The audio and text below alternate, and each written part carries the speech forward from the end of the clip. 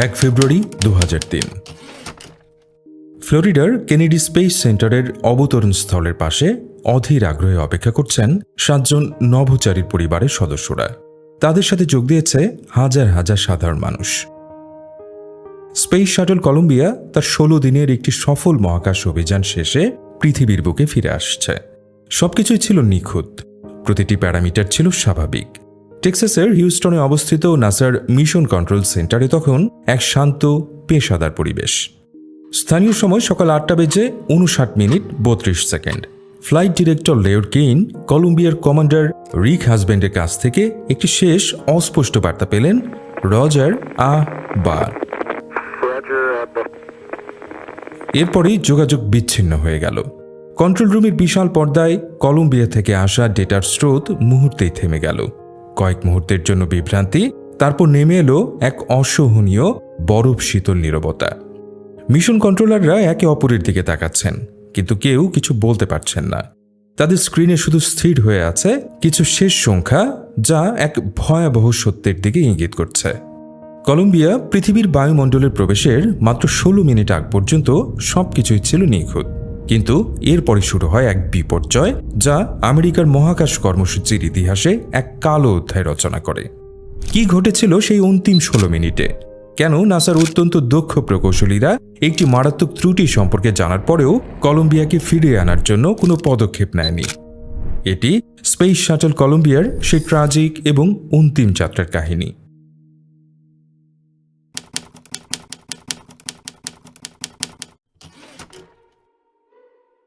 কলম্বিয়ার এই মিশনটির code number ছিল STS-107। এটি ছিল একটি পুরোপুরি বিজ্ঞানভিত্তিক মিশন। এর মূল উদ্দেশ্য ছিল মহাকাশের মাইক্রোগ্র্যাভিটি বা প্রায় শূন্য অভিকর্ষ পরিবেশে বিভিন্ন বৈজ্ঞানিক পরীক্ষা নিরীক্ষা চালানো। এই মিশনের জন্য শাটলের কার্গো বেতে একটি স্পেস হ্যাব রিসার্চ মডিউল স্থাপন করা হয়েছিল। এই মিশনের জন্য বাছাই করা হয়েছিল একদল অসাধারণ এবং বৈচিত্র্যময় নভোচারীকে, যাদের প্রত্যেকেরই ছিল নিজস্ব স্বপ্ন আর গল্প। যেমন এই অভিযানের কমান্ডার রিক হাজব্যান্ড, একজন অভিজ্ঞ এয়ারফোর্স কর্নেল এবং গভীর ধার্মিক মানুষ, যিনি তার বিশ্বাসকে মহাকাশ যাত্রার অনুপ্রেরণা হিসেবে দেখতেন। পাইলট উইলিয়াম ম্যাককুল, একজন ইউএস নেভি কমান্ডার, যিনি ছিলেন একজন নিবেদিত প্রাণ স্বামী ও পিতা। পেলোড কমান্ডার মাইকেল অ্যান্ডারসন, আমেরিকার হাতে গোনা কয়েকজন আফ্রিকান আমেরিকান নভোচারীদের একজন, যিনি বিজ্ঞানের প্রতি তার আবেগকে সবার মধ্যে ছড়িয়ে দিতে চাইতেন। মিশন স্পেশালিস্ট ডেভিড ব্রাউন, একজন ডাক্তার এবং নেভি ক্যাপ্টেন, যিনি সার্কাসে পারফর্ম করা থেকে শুরু করে নভোচারী হওয়া পর্যন্ত জীবনের প্রতিটি ক্ষেত্রে ছিলেন দারুণ দুঃসাহসী। মিশন স্পেশালিস্ট কল্পনা চাওলা, ভারতে জন্মগ্রহণকারী প্রথম নারী যিনি মহাকাশে গিয়েছিলেন। ভারতের একটি ছোট শহর থেকে নাসার নভোচারী হওয়ার তার এই যাত্রা ছিল লক্ষ লক্ষ মানুষের অনুপ্রেরণা। মিশন স্পেশালিস্ট লরেল ক্লার্ক, একজন ডাক্তার এবং নেভি কমান্ডার, যিনি প্রকৃতি এবং মহাকাশের মধ্যে এক গভীর সংযোগ অনুভব করতেন।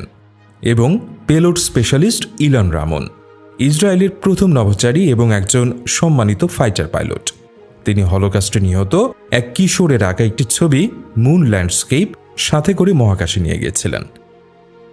16 দিন ধরে এই 7 জন নভোচারী পৃথিবীর কক্ষপথে 24 ঘন্টা 2টি শিফটে ভাগ হয়ে কাজ করেছেন। তারা যে বিজ্ঞান, পদার্থবিজ্ঞান এবং মহাকাশ বিজ্ঞান সম্পর্কিত 80টিরও বেশি পরীক্ষা সফলভাবে সম্পন্ন করেন। তাদের পাঠানো ভিডিও এবং ছবিতে দেখা যাচ্ছিল এক উৎফুল্ল এবং সৌহার্দ্যপূর্ণ পরিবেশ। তারা মহাকাশ থেকে পৃথিবীর সৌন্দর্য বর্ণনা করছিলেন, একে অপরের সাথে মজা করছিলেন। এটি ছিল নাসার জন্য আরেকটি সফল এবং প্রায় রুটিন মহাকাশ অভিযানের নিখুঁত চিত্র। তারা জানতেন না যে পৃথিবীতে ফিরে আসার পথটি তাদের জন্য বন্ধ হয়ে গেছে সেই 16 দিন আগেই।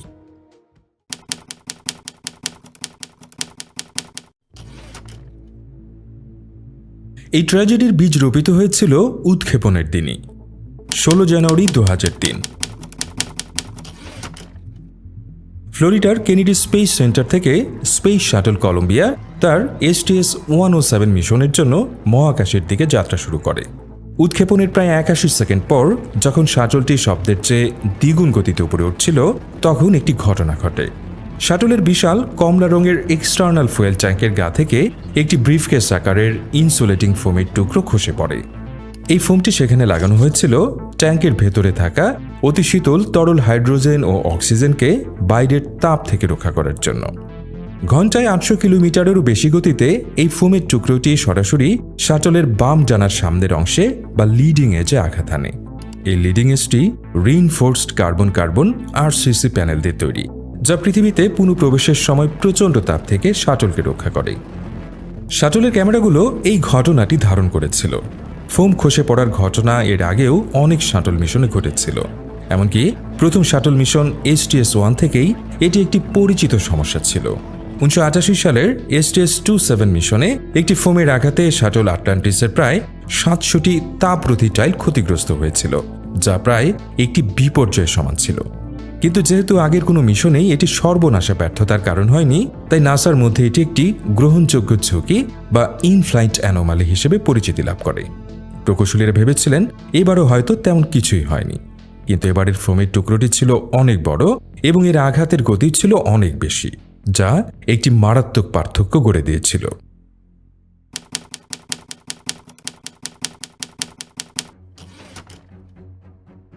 কলম্বিয়া যখন মহাকাশে তার বৈজ্ঞানিক পরীক্ষা নিরীক্ষা নিয়ে ব্যস্ত, তখন পৃথিবীতে নাসার প্রকৌশলীদের মধ্যে শুরু হয়েছিল এক নীরব কিন্তু তীব্র বিতর্ক।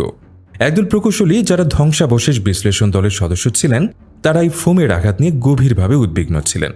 উচ্চগতির ক্যামেরার ফুটেজ বিশ্লেষণ করে তারা বুঝতে পারেন যে আঘাতটি বেশ গুরুতর হতে পারে। তারা বিশ্বাস করছিলেন এই আঘাতটি শাটলের বাম ডানার তাপরোধী কার্বন প্যানেলগুলোকে মারাত্মকভাবে ক্ষতিগ্রস্ত করে থাকতে পারে। যদি তাই হয়, তবে পৃথিবীতে পুনঃপ্রবেশের সময় প্রায় 3000 ডিগ্রি ফারেনহাইটের প্রচণ্ড উত্তাপ সেই ভাঙা অংশ দিয়ে শাটলের অ্যালুমিনিয়ামের কাঠামোতে প্রবেশ করবে এবং একটি ভয়াবহ বিপর্যয় ঘটাবে। এই দলের প্রকৌশলী রোডনি রোচার মতো ব্যক্তিরা বারবার নাসার ঊর্ধ্বতন কর্তৃপক্ষের কাছে ইমেইলের মাধ্যমে আবেদন করেন যাতে প্রতিরক্ষা দপ্তরের শক্তিশালী স্পাই স্যাটেলাইট ব্যবহার করে মহাকাশে থাকা অবস্থায় শাটলের ডানার ছবি তোলা হয়। এই ছবিগুলো দেখলে বোঝা যেত ডানাটি কতটা ক্ষতিগ্রস্ত হয়েছে। কিন্তু নাসার ম্যানেজমেন্ট এই অনুরোধ বারবার প্রত্যাখ্যান করে। মিশন ম্যানেজমেন্ট টিমের চেয়ারপারসন লিন্ডা হ্যাম যুক্তি দেখান যে এটি একটি রক্ষণাবেক্ষণ বা টার্ন অ্যারাউন্ড ইস্যু, যা পরবর্তী ফ্লাইটের জন্য ঠিক করা হবে। এটি বর্তমান ফ্লাইটের জন্য কোনো নিরাপত্তার ঝুঁকি নয়। তাদের মধ্যে এক ধরনের সাকসেস বায়াস কাজ করছিল। যেহেতু আগের মিশনগুলো সফল হয়েছে, তাই এই মিশনটিও সফল হবে এমন একটি ধারণা তাদের মাথায় গেঁথে গিয়েছিল। সবচেয়ে গুরুত্বপূর্ণ বিষয় হল, নাসার ব্যবস্থাপকরা মনে করতেন যদি কোনো ক্ষতি ধরাও পড়ে, তবুও মহাকাশে এটি সারানোর কোনো উপায় তাদের হাতে নেই। নভোচারীদের কোনো উদ্ধারকারী মিশন, যেমন অন্য একটি শাটল পাঠিয়ে তাদের ফিরিয়ে আনার পরিকল্পনাও ছিল অত্যন্ত ঝুঁকিপূর্ণ এবং সময় সাপেক্ষ। শাটল আটলান্টিসকে প্রস্তুত করতেই কয়েক সপ্তাহ সময় লেগে যেত, আর কলম্বিয়ার কাছে এতদিনের জীবন রক্ষাকারী সরঞ্জাম ছিল না। নভোচারীদের কোনো জরুরি স্পেস ওয়াক করে ডানা সারানোর মতো কোনো সরঞ্জাম বা প্রশিক্ষণও ছিল না। তাই নাসার নেতৃত্ব ক্ষতি সম্পর্কে না জানাই ভালো বা ইগনোরেন্স ইজ ব্লিস নীতি গ্রহণ করেন এবং প্রকৌশলীদের উদ্বেগগুলোকে উপেক্ষা করেন। এই ঘটনাটি ছিল 1986 সালের চ্যালেঞ্জার বিপর্যয়ের এক দুঃখজনক পুনরাবৃত্তি। চ্যালেঞ্জার বিপর্যয়ের পরেও তদন্তে নাসার ফ্লড সেফটি কালচার এবং ছোটখাটো সমস্যাকে স্বাভাবিক বলে ধরে নেয়ার প্রবণতাকে দায়ী করা হয়েছিল।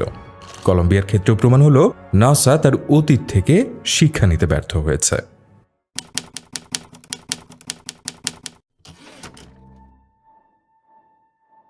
ফেব্রুয়ারি 2003 পৃথিবীতে ফিরে আসার দিন। নভোচারীরা তাদের 16 দিনের সফর মিশন শেষে বাড়ি ফেরার জন্য প্রস্তুত। তাদের ককপিটের ভেতরের ভিডিওতে দেখা যায় তারা হাসি মুখে পৃথিবীতে পুনঃপ্রবেশের জন্য প্রস্তুতি নিচ্ছেন।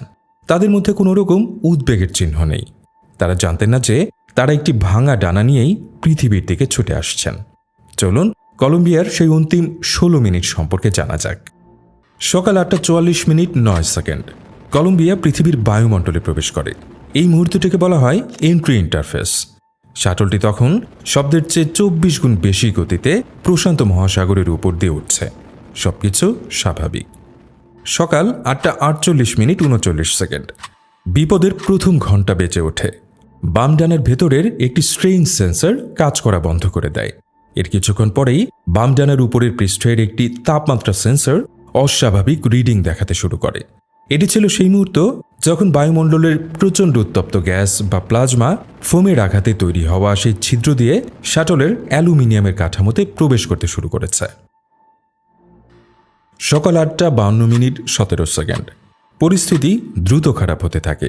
বাম ডানার আরও 4টি হাইড্রোলিক সেন্সর কাজ করা বন্ধ করে দেয়। কন্ট্রোল রুমে থাকা প্রকৌশলীরা বুঝতে পারছিলেন যে ভয়ঙ্কর কিছু একটা ঘটছে। সকাল 8:53:26 শাটলটি তখন ক্যালিফোর্নিয়ার ওপর। শাটলের বাম পাশের অংশটি অতিরিক্ত বায়ুমণ্ডলীয় টান বা ড্র্যাগের সম্মুখীন হয়। শাটলটিকে সোজা রাখার জন্য অটোপাইলট সিস্টেমকে ডান দিকে অতিরিক্ত চাপ প্রয়োগ করতে হচ্ছিল। একই সময়ে ক্যালিফোর্নিয়ার সাধারণ মানুষ এবং অপেশাদার জ্যোতির্বিদরা আকাশে উজ্জ্বল আলোর রেখা এবং শাটল থেকে খসে পড়া জ্বলন্ত ধ্বংসাবশেষ দেখতে শুরু করে। সকাল 8:54:24 বাম ল্যান্ডিং গিয়ারের টায়ারের চাপ এবং তাপমাত্রা মাপার সেন্সরগুলো কাজ করা বন্ধ করে দেয়। মিশন কন্ট্রোল রুমে তখন উদ্বেগ বাড়ছে, কিন্তু ফ্লাইট ডিরেক্টর লেওর কেইন প্রোটোকল অনুযায়ী শান্ত থাকার চেষ্টা করছেন। সকাল 8:58 শাটলটি তখন টেক্সাসের উপর। শাটলের মূল কাঠামোটি তখন চরম তাপ এবং বাতাসের চাপের মধ্যে রয়েছে। বাম ডানাটি ভেতর থেকে গলতে শুরু করেছে এবং কাঠামো ভেঙে পড়ছে। শাটলটি তখন নিয়ন্ত্রণ হারানোর দ্বার প্রান্তে। সকাল 8:59:32 মিশন কন্ট্রোল কলম্বিয়ার কমান্ডার রিক হাজব্যান্ডের শেষ বার্তাটি পায়। তিনি বলতে চেয়েছিলেন রজার, কিন্তু তার কথা শেষ হওয়ার আগে যোগাযোগ চিরদিনের জন্য বিচ্ছিন্ন হয়ে যায়। সকাল 9টা মিশন কন্ট্রোলের পর্দায় কলম্বিয়া থেকে আসা সমস্ত ডেটা স্ট্রিম একযোগে বন্ধ হয়ে যায়। ফ্লাইট ডিরেক্টর বারবার যোগাযোগের চেষ্টা করেন, কিন্তু অপর প্রান্ত থেকে কোনো উত্তর আসে না। তিনি শান্তভাবে কন্ট্রোল রুমের দরজা বন্ধ করার নির্দেশ দেন এবং উদ্ধার ও অনুসন্ধান প্রক্রিয়া শুরু করার জন্য প্রস্তুত হন। কন্ট্রোল রুমের ভেতরে থাকা প্রত্যেকেই তখন বুঝতে পারছিলেন যে তারা কলম্বিয়া এবং তার 7 জন নভোচারীকে চিরদিনের জন্য হারিয়ে ফেলেছেন।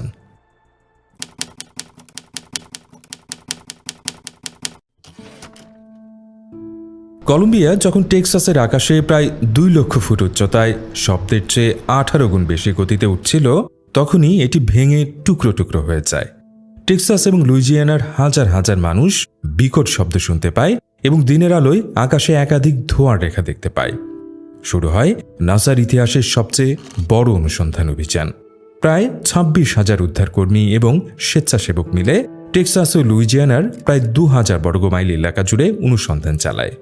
কয়েক মাস ধরে চলা এই অভিযানে শাটলের প্রায় 84,000 টুকরো উদ্ধার করা হয়, যা ছিল শাটলটির মোট ওজনের প্রায় 38%।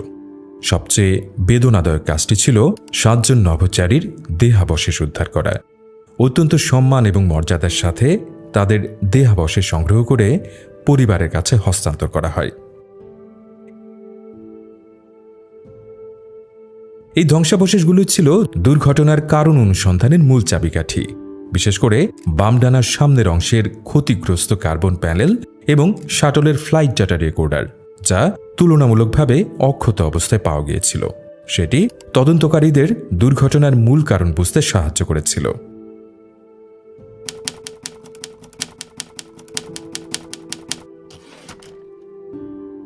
কলম্বিয়া দুর্ঘটনার তদন্তের জন্য গঠন করা হয় কলম্বিয়া অ্যাক্সিডেন্ট ইনভেস্টিগেশন বোর্ড বা CAIB, যার নেতৃত্বে ছিলেন অবসরপ্রাপ্ত অ্যাডমিরাল হ্যারল্ড ডব্লিউ গেইম্যান জুনিয়র।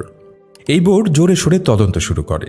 তারা উদ্ধার হওয়া 84,000 টুকরোকে একটি হ্যাঙ্গারের ভেতরে 3D গ্রিডে সাজিয়ে শাটলটিকে পুনরায় তৈরি করার চেষ্টা শুরু করে, যাতে দুর্ঘটনার ক্রম বোঝা যায়। তদন্তের স্মোকিং গান বা অকাট্য প্রমাণটি আসে একটি পরীক্ষার মাধ্যমে। CAIB এর তদন্তকারীরা একটি শাটলের ডানার প্যানেলের রেপ্লিকার উপর একটি নাইট্রোজেন কামান ব্যবহার করে একটি ব্রিফকেস আকারের ফোমের টুকরোকে ঠিক সেই গতিতে নিক্ষেপ করেন যে গতিতে উৎক্ষেপণের সময় আঘাতটি লেগেছিল। ফলাফল ছিল চমকে দেওয়ার মতো। ফোমের আঘাতে ডানার কার্বন প্যানেলে একটি বিশাল গর্ত তৈরি হয়। এই পরীক্ষাটি চূড়ান্তভাবে প্রমাণ করে যে উৎক্ষেপণের সময়কার একটি ফোমের আঘাতই ছিল এই ভয়াবহ বিপর্যয়ের মূল কারণ। কিন্তু CAIB শুধু প্রযুক্তিগত কারণ অনুসন্ধানে সীমাবদ্ধ থাকেনি। তারা এর পেছনের প্রাতিষ্ঠানিক কারণগুলো অনুসন্ধান শুরু করে। তাদের রিপোর্টে বলা হয় এই দুর্ঘটনার মূল কারণ ছিল নাসার ব্রোকেন সেফটি কালচার বা নিরাপত্তা ব্যবস্থা নিয়ে অবহেলা।